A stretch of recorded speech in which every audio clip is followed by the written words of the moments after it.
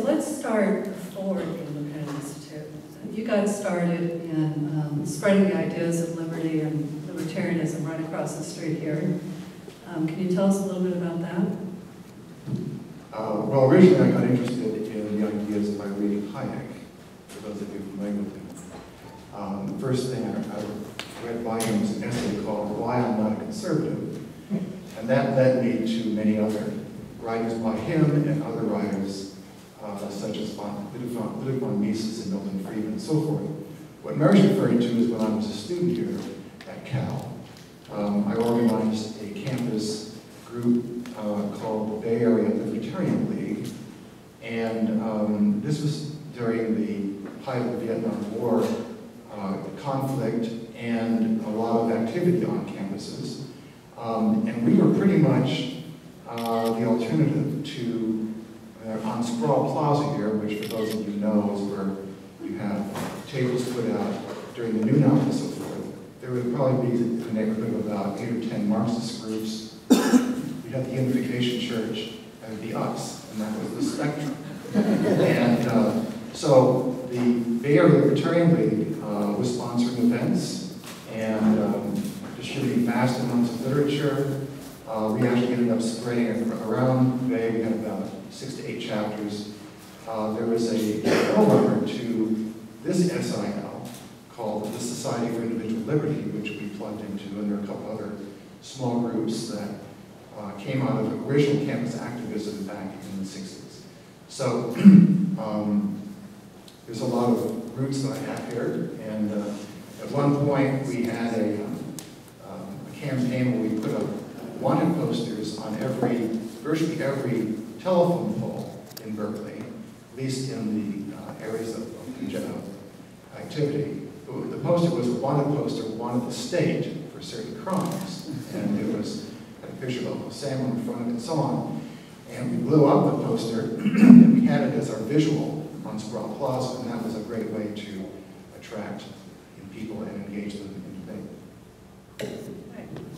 So professionally, as was mentioned in your introduction, you started out with Cato when they started in San Francisco, and then you started what became Pacific Research Institute when you started in the Pacific Institute. Want to talk a little bit about those groups? Yes, the Cato was originally started, for those of you who do not know, as an alternative to AEI and Brookings, primarily in Washington. The Heritage Foundation had been started also, but Heritage was viewed as not, at that time, a very serious entity. And AEI and Brookings were really the Cadillac groups as far as public debate was concerned. Cato ended up moving to Washington a couple years, about 2 or 3 years later. I was then asked to organize another institute, which I called Pacific, and we were there for about 6 years, and then we decided to start our own institute. It's now 26 years. This was actually part of a series of videos played at our 25th anniversary gala, which was about a year ago. And we're very fortunate that like Ron Paul, as well as Nobel laureate Robert Fogel, and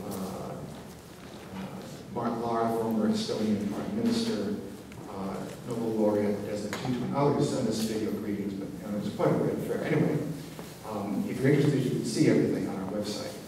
So, Cato moved to Washington, I started Pacific, and we left and started Independent. We wanted to have an entity that would be focusing exclusively on doing peer-reviewed work by scholars and then disseminating that in as aggressive ways as possible. So that pretty much defines what Independent Institute is. Independent Institute has, as that video said, about 140 fellows currently. We produce lots of books. There's some on our table over here in the back room. The journal you got, the Independent Review, is mentioned in the video. And the purpose is to do the kind of work that can hold up to any kind of scrutiny. We want to engage the zeitgeist on its own terms, on its own best arguments, and then win. We want to win the hearts and minds of people. And the way you do that is you do it by having better arguments and better evidence, and then connecting with people based on the yearnings that people have as human beings. And I think that one of the reasons why Ron Paul has been so successful is that he's been building upon that tradition and also connecting with people. And I think those students who are interested in liberty have a great opportunity today because of the objective conditions caused by big government, and also because the ideas continue to be built upon from the past. And, well, as the video talked about, when you started independent, Reagan was in the White House, and there was kind of a general feeling that freedom had won. So when you were starting independent, first of all, it was unique in that you didn't have any backing, financial backing for it. You had to literally bootstrap it. So you want to talk at all about the early days and how you managed to support the Institute in the face of people thinking it wasn't needed? I don't recommend others do this. But for whatever reason, I had the opportunity to work with people when I was in school at the university. IHS was a great help at that time. The Institute for Humane Studies was located in Menlo Park. And the founder of that, F.A. Hoffer, became a good friend of mine and would help me with speakers that we would have and introduce me to books and so on.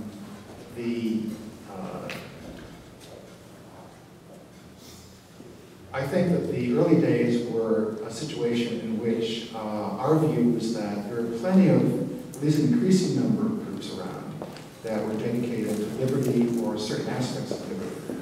But as I said, none were devoted to really doing peer-reviewed work that we could enter into direct debate with the mainstream. A lot of them were largely advocacy groups, which are perfectly fine, we do that. But if you're going to be serious, you're going to have to do the serious work. So what we did in the case of Independent is we started a catalog called Liberty Tree, which was a DBA for the Institute. And it went out to about 2 million people a year or something. We used the early proceeds from this catalog of books pertaining to liberty and enterprise and so on to start the Institute and fund some of this initial research and publications. And as that grew, we were able to then reduce the catalog and ultimately discontinue it. The other thing that happened at the same time was as the catalog was operating, the cost of postage continued to go up, and so our fixed cost per unit was going up. And so it just happened to coincide that the Institute grew as that problem arose. So the Institute's logo is a lighthouse. Why did you choose the lighthouse?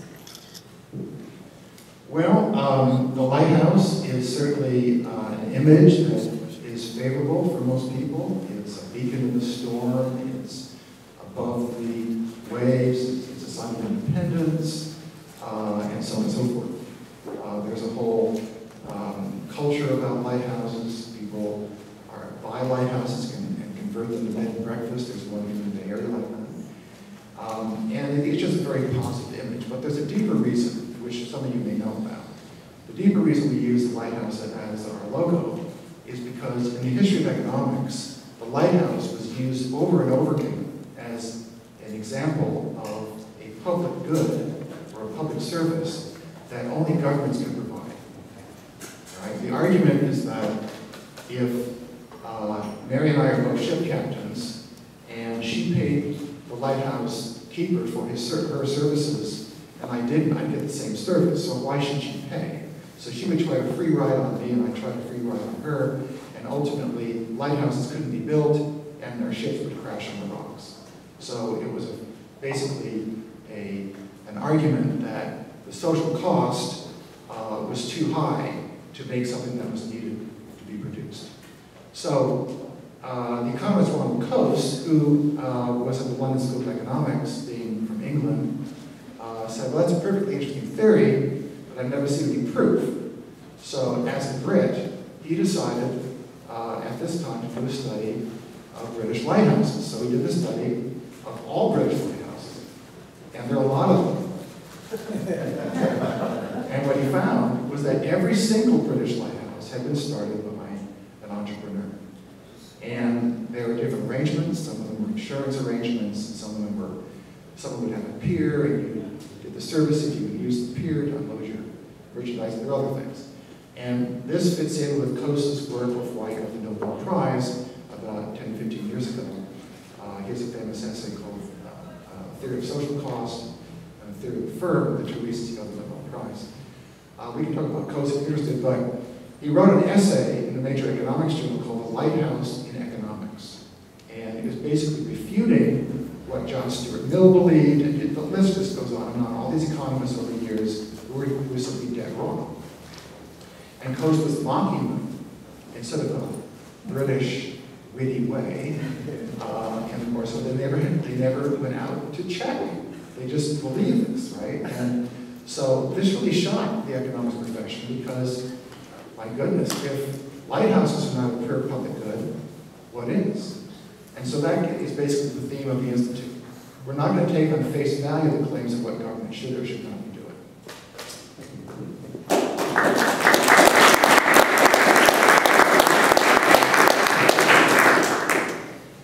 Could you briefly cover some of the projects that you produced with, over the last 25 plus years that you're most proud of?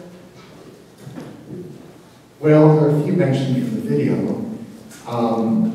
One that was not mentioned, we've done actually 3 books on the subject of the Second Amendment.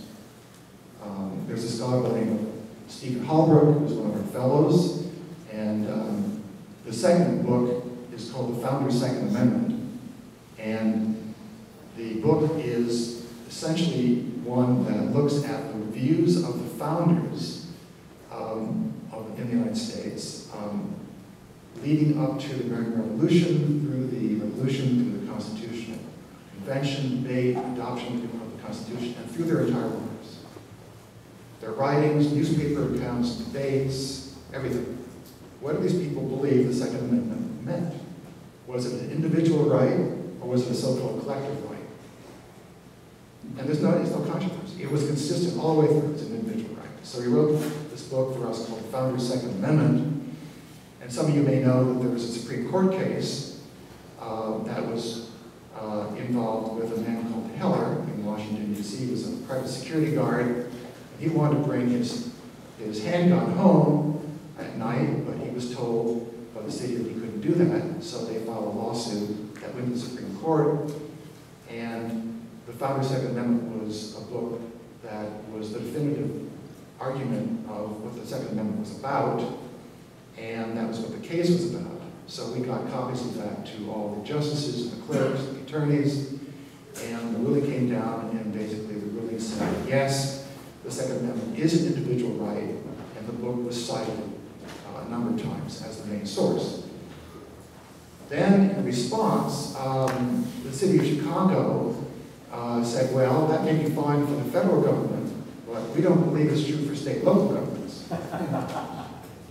So a man who lived in the south side of Chicago, a black man by the name of McDonald, elderly man, wanted to have a handgun so he could protect himself from gangs and his property and so on. And he was told he couldn't do that. So Steve again came to the rescue, filed a lawsuit, and in this case, we used another book by Steve, which was on the adoption of the 14th Amendment. And a lot of people don't know sort of the real history of the 14th Amendment. The real history of the 14th Amendment, not the complete history, but the real significant history, is that the 14th Amendment was adopted because during that time, after the Civil War, the southern states were adopting so-called black codes. And the black codes included a provision in which a black person could not own a firearm. And the Ku Klux Klan and other groups were saying that if a black person was caught with a firearm, they'd be killed. And so a number of people in Congress learned about this, and they were upset about it for good reason, and they wanted to get the 14th Amendment that would say that essentially the Second Amendment would apply to any government jurisdiction. So Steve wrote a book which we did a new edition of called Securing Civil Rights, and we came out with that. We did the same thing we did with the previous book. We sent copies to all the clerks, the justices, and attorneys, and when it really came down again, the Supreme Court said, yes, it's an individual right. Chicago, back off. You have no jurisdiction. And the book, Security and Civil Rights, and the Founding Second Amendment were cited 6 times in that decision. So that was a good indication of ideas having a positive effect, but not on their own.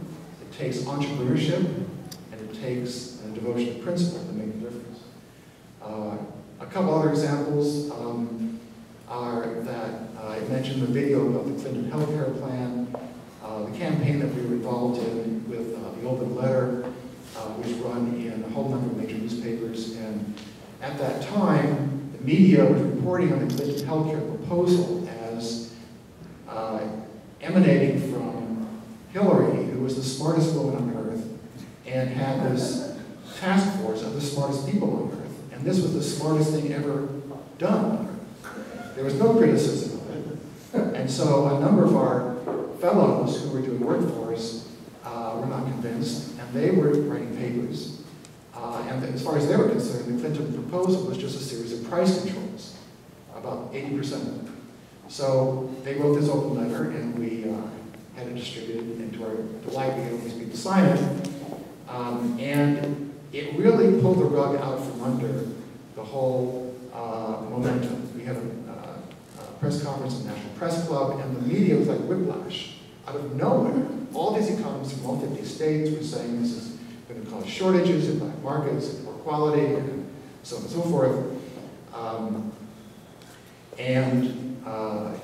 It also gave cover to a lot of groups. It gave cover to medical organizations, to drug companies, to individual citizen groups, and they would reproduce the letter, and doctors would put it in their waiting rooms, and so it really sort of galvanized the campaign. And of course, there are many other things that were done too, but it was the first major step, and so we were pleased about that.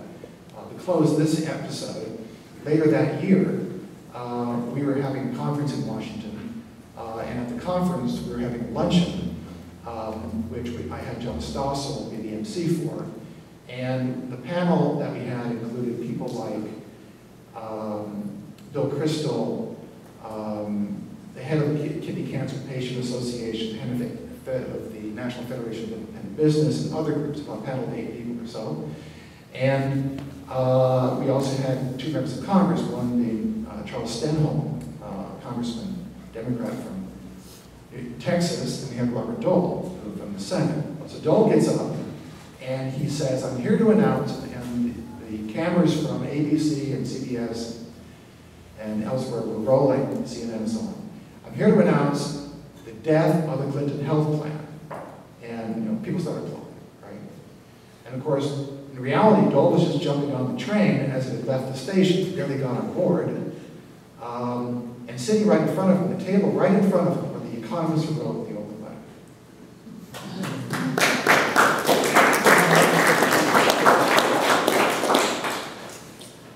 So again, in the video, we talked about 9/11, that great turning point in liberty, and the independent institute's response to it. Yours was the voice on the afternoon of September 11th that told us we had to put a statement on our homepage decrying the acts, but also warning of the crisis Leviathan model, that it not being used not as cover for politicians to grasp entire new areas of power. And of course, we led the anti-war movement in the aftermath of 9/11. But it was a very difficult time, I know for you personally, seeing people you worked with in the liberty movement for 25 or more years who suddenly turned their backs on what we saw as a fundamental principle of liberty.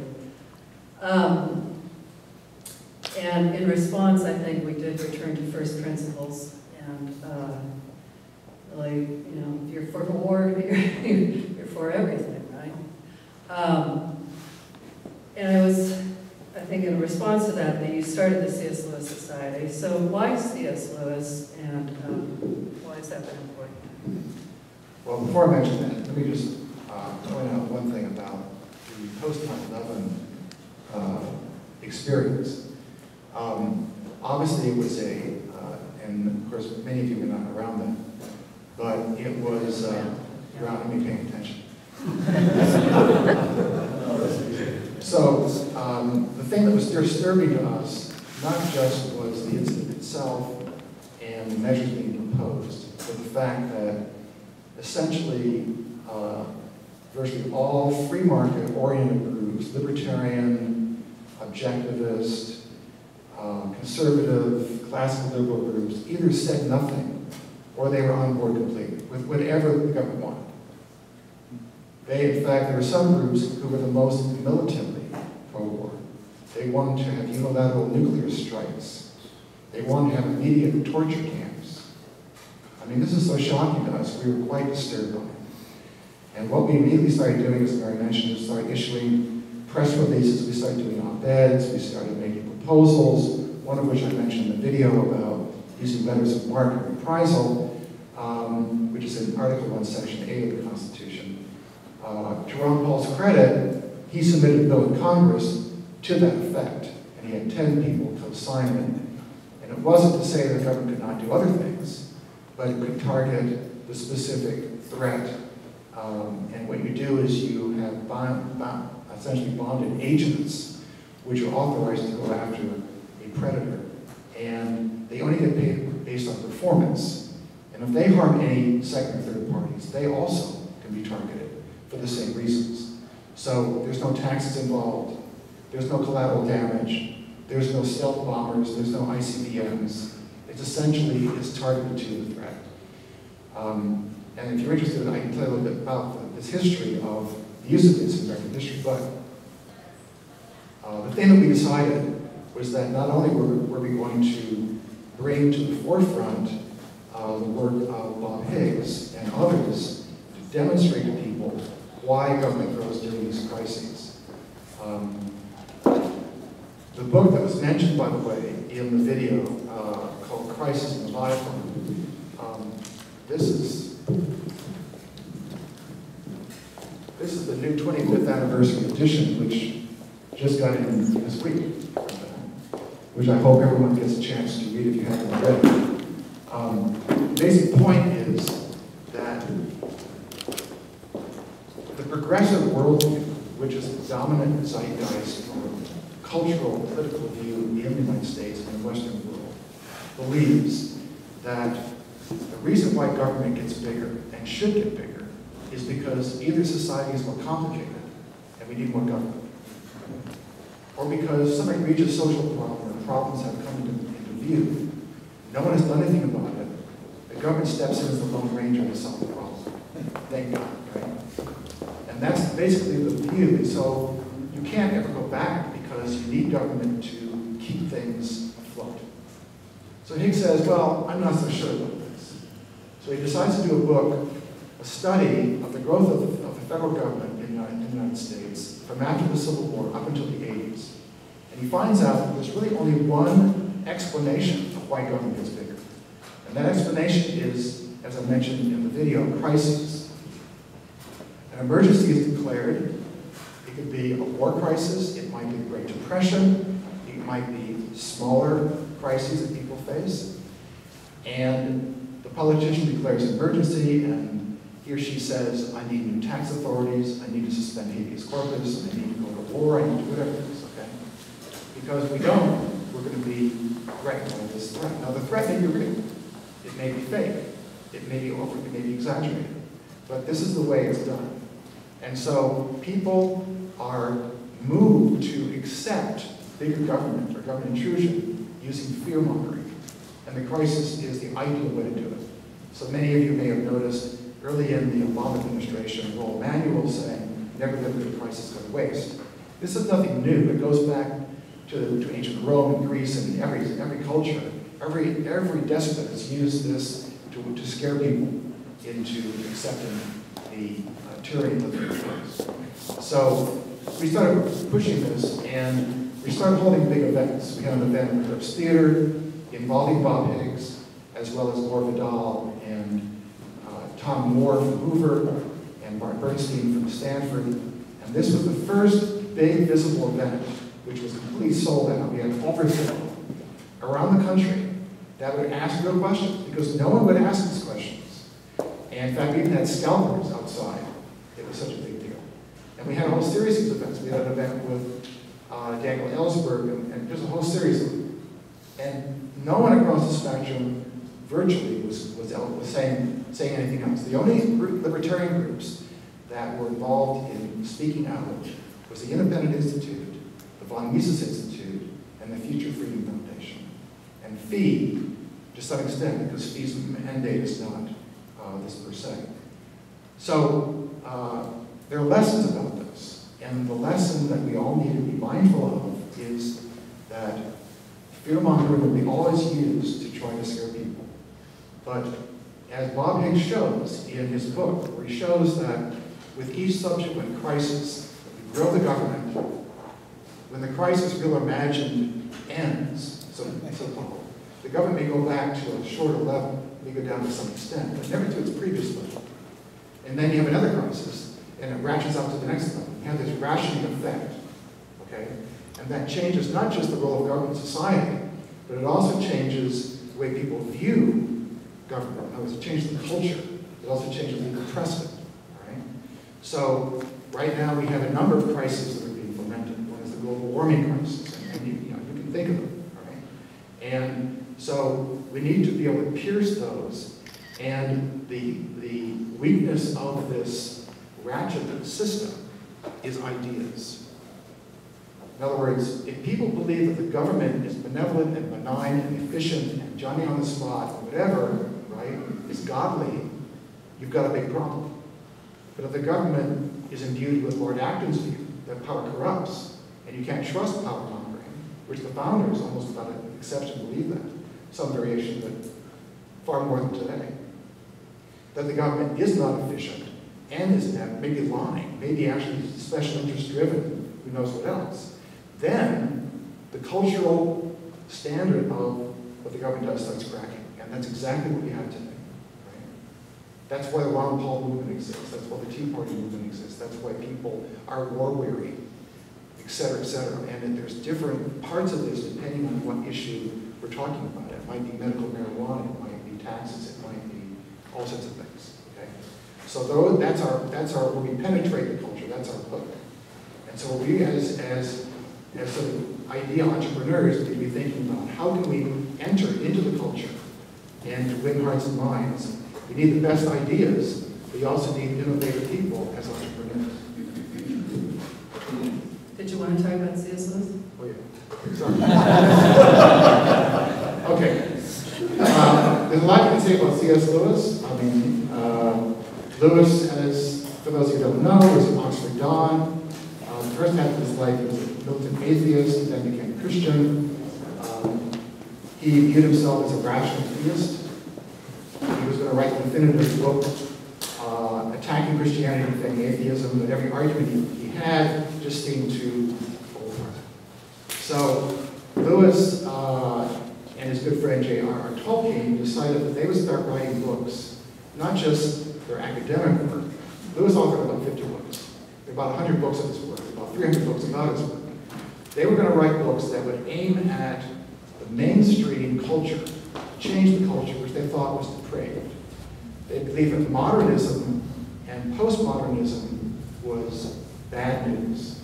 And by that I mean the view that we're simply matter in motion, but there's no truth, there's no goodness, there's no reason. It's sort of a hopeless, mechanistic, deterministic worldview, which is what modernism is. And postmodernism is a reaction to that, which takes it into a nihilist perspective. So they viewed that both were bad news based on the traditions of, especially writers in the 19th century, Nietzsche and Marx and many others. So that's why they created a literary society called the Inklings, where they met every week in a pub and over beers. They would read each other's manuscripts. So that's where Lord of the Rings came from. The Hobbit, Peter Jackson has The Hobbit, first part coming out in December. It's a new trilogy. Lewis's Chronicles of Narnia have sold 150 million copies worldwide. But Lewis was a classical liberal, and he was a natural law advocate. And so the reason why we, in the public arena, were interested was that Lewis was a modern champion of natural law, which all the founders agreed with. And the natural law goes back to Aquinas and Tocqueville and Locke and others. And our view is that we have to reestablish the natural law ground for ethics in the public square. The utilitarian view of situational ethics, of moral relativism, cannot stand, because that's where we are. That's how we end up in the situation. And if we believe that we're simply if we simply believe that people are matter in motion determined only by the laws of physics, then there's no free will, there's no individual agency, there's no reason, there's no objective good and truth, and so on. So there are many scholars now in this field who are doing work, and there are overlaps with other writers which we want to draw on and champion. So Lewis, in our perspective, was the most highly visible person in the culture that we could then connect with other people on. So that was the idea. Okay, we're going to turn it over to questions in a minute, but just briefly, a lot of people are feeling pessimistic, but I know we're feeling optimistic, and especially since we have so many mostly young people here. You want to just briefly say what you think what should students be doing now, and how we can finally win this battle and restore freedom? Well, the first thing is to work really hard. And your study, be the best you can be, whatever field you have as an interest, and get the best grades and so on and so forth. But connect with those institutions, independent or others, that are working to create relationships with other people of like mind and relationships with the past, the writers of the past. Get to know them. Get to know what they've said, right? Let's create a generation of people who are at the cutting edge of the debate. It can be done. It's been done in the past. And I think that there's great opportunity. The mind is an amazing thing. And we're talking about ideas, the metaphysics of truth, right? So we've been persuaded that what passes for science or insight or whatever it might be in law, economics, and sociology, any field, history, does have good things, but it's often compromised. So let's engage that, and let's do it in a way in which we utilize the golden rule in dealing with other people. And honesty. And let's bring virtue into not just the issues we're talking about, virtue in our own behavior, so that we can actually be role models for these ideas with other people. Thank you. Does anybody have any questions? We have a few minutes. How does the Independent Institute differ from other institutes like the Hoover Institution and Mercatus and others like Hoover is one of the oldest think tanks. Hoover and Brookings and anyway, Hoover and Brookings are two of the oldest think tanks. One thing I'll say really briefly about Hoover. Hoover was started by Herbert Hoover after World War I. I'm not sure if you know the story. The story basically briefly is that Hoover was very upset about World War I for obvious reasons. It was a devastation. And a pointless devastation. And his question was, World War I was fought, and you had this enormous Holocaust of people being killed and all the rest of it. A whole generation of men eliminated almost. And yet out of that, he believed, arose communism and fascism. And so his question was, did war lead to that? Did war strip away the rule of law and allow barbarism to take its place? So the name of the Hoover Institution is the Hoover Institution of War, Revolution, and Peace. World War II happens. We fight, the US and the Allies fight against the fascists and so forth. They defeat them. 60 million people are killed. Afterward, what happens? Communism not only takes over all of Asia, but it takes over the very countries that allegedly they were able to liberate, that the fascists took over, which was originally Poland and Czechoslovakia. And all of these are right? So Hoover says again, What did this board produce? We have more tyranny after the war than we had before. Not to say that defeat with fascism is not a positive thing. So that was the Hoover mission. And it's a research archive, and it has a lot of good people there. Some of them are fellows of ours and advisors. But Hoover is a mix. In other words, Hoover does not do consistently peer-reviewed work. And so it has a little different mission. Mercatus is at George Mason. Mercatus has many scholars interested at GMU who are involved in it. That's a lot of good work. Our research director, Alex Tabarrok, is also a widely known fellow at Mercatus.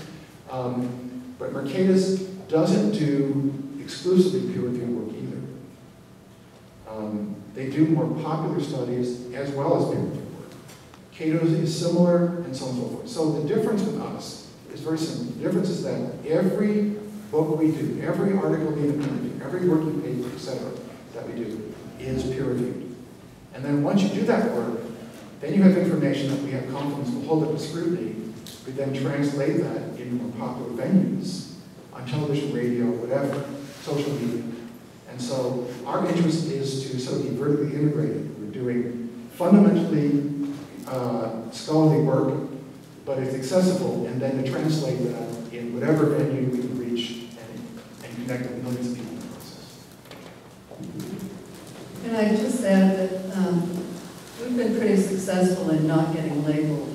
A lot of these groups have gotten labeled, so when they put out a study, the media immediately dismisses it and says, oh, that's coming from that conservative group or that liberal group or something. Independent has been pretty consistently accepted as offering academic work that's not representing some special interest. You mentioned Hoover, and it was really funny when we held the first big anti-war gathering in the spring of 2002, right before the invasion of Afghanistan. It was a huge crowd, sellout crowd, with, as David mentioned, scalpers out front, and and it was mostly liberals. It was an anti-war thing, and it featured, the headliner was Gore Vidal, and we had Tom Moore from Hoover, who's very good on this issue. But I was registering people as they came in. These were going, "What are you doing with somebody from that conservative place, Hoover, here?" And I said, "Well, just wait and hear what he has to say. I think you'll be pleasantly surprised."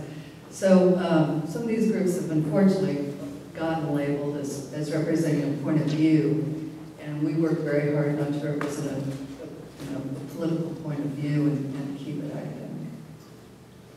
Anybody else? Yes. There's somebody. So you mentioned earlier that the Independent Institute is a group of entrepreneurs doing a project for revival style government. And I was wondering if you had any future projections to make this an international movement, especially in light of the traditional governments that are occurring as a result of our split. Like doing cross-cultural, cross-cultural collaboration to inspire civil society in other countries. So, okay, your question is, are we working or interested in groups in other countries? Yeah, in other like doing cultures? some sort of international collaboration. Oh, yes. So your knowledge and insight on what you could do in America. Right. To those countries that are now developing Yeah. power backing. Yes, we're very interested in that, and one of the people in the video is Alvaro Vargas Llosa, who's one of our senior fellows. He's in Washington. His father is a Nobel laureate, Mario Vargas Llosa, the famous novelist. We have a new book coming out by Alvaro probably next year on immigration, for example. We have a center called the Center on Global Prosperity, which we started numerous years ago, and the mission of the center is to advance the ideas of how to overcome abject poverty and uplift people's lives throughout the world. And as you may know, some of the statistics of 2 billion people live on $1 or less a day, that kind of thing. And it's a total disgrace and totally unnecessary. And it's because of bad ideas that essentially have created an institution to keep people down.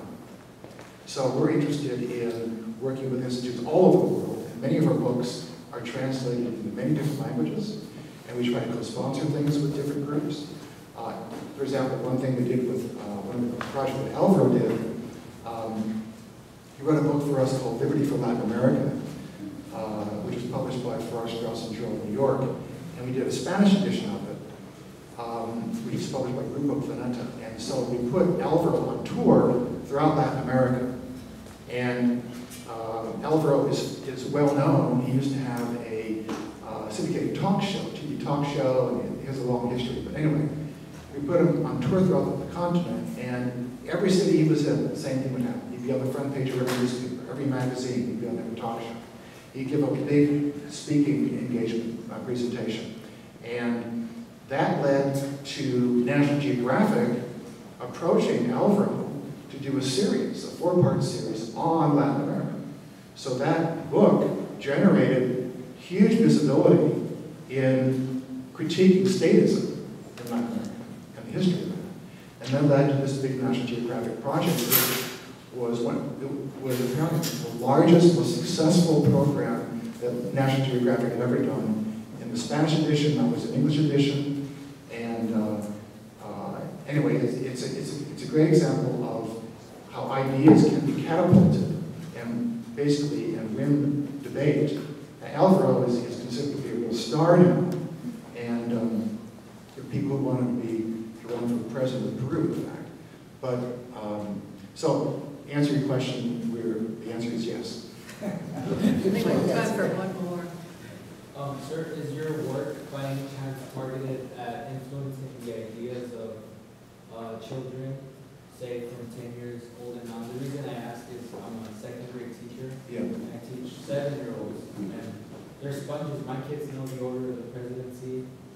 They know the work of certain phrases from Jefferson, and they'll memorize it in a week.